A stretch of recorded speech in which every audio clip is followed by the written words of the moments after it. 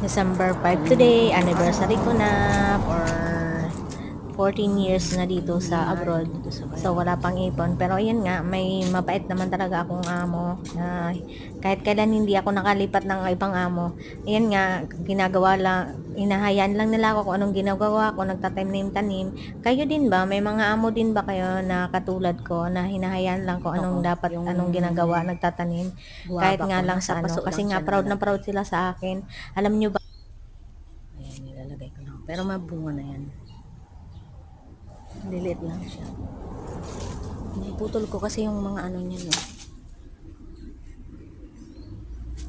Tapos ito guys, mulberry ko.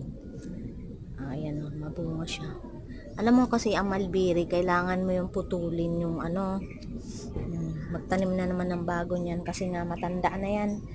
Ano na yan, 10 years na yung mulberry na yan. Guys yan ang papaya ko. Dalawang sanga. Dalawang magkasanga yan.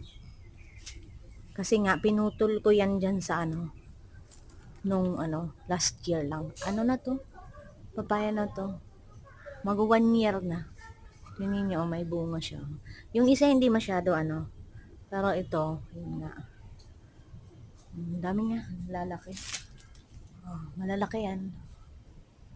Malalaki bunga. Dito lang ako sa ano, maliit lang yan na garden. Tapos ito, may talbos kamuti ako. Oh, yan. Tapos, yung tanim ko. May saging pa nga ako, tanim. Sa paso ko lang siya nilagay. Yan. Diba maganda?